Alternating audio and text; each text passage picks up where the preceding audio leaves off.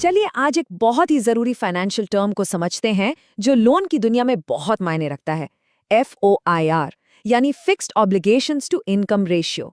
कभी सोचा है कि जब कोई लोन के लिए अप्लाई करता है तो बैंक या कोई भी लेंडर ये फैसला कैसे करता है कि वो इंसान समय पर किश्तें चुका भी पाएगा या नहीं? ये एक बड़ा सवाल है और इसका जवाब काफी हद तक FOIR में ही छिपा हुआ है। ठीक है, तो चलिए सीधे मुद्दे पर आते हैं।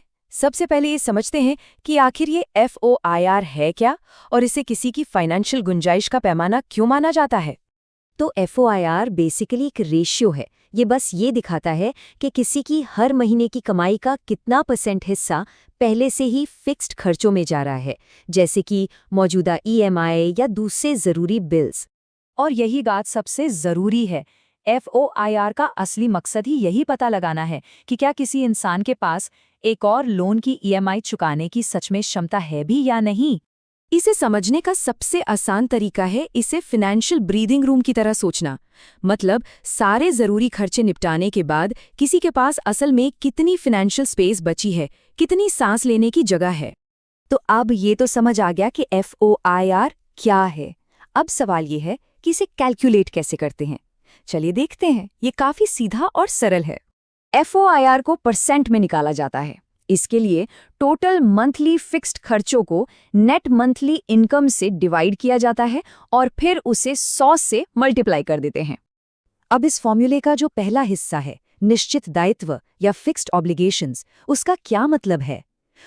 इसमें आपके सभी मौजूदा लोन्स की EMI, क्रेडिट कार्ड का मिनिमम पेमेंट या कोई भी दूसरा फिक्स्ड मंथली पेमेंट शामिल होता है। और फॉर्मूला का दूसरा हिस्सा शुद्ध मासिक आय, ये तो और भी सिंपल है।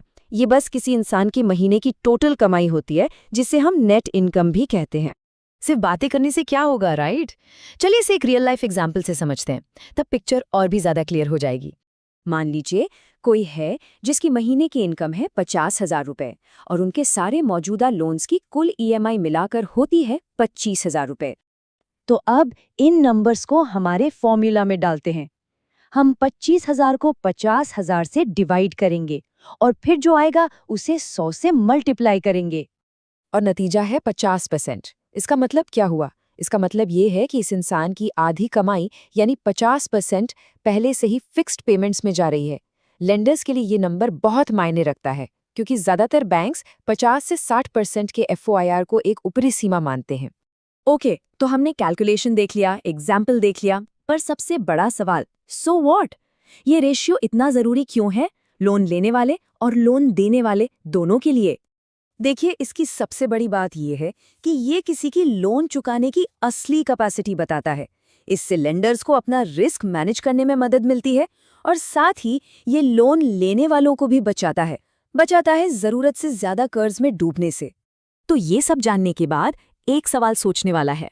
अगर कोई अपनी फाइनेंशियल सिचुएशन को देखे तो उसका FOIR उसकी फाइनेंशियल हेल्थ के बारे में क्या कहानी बताएगा?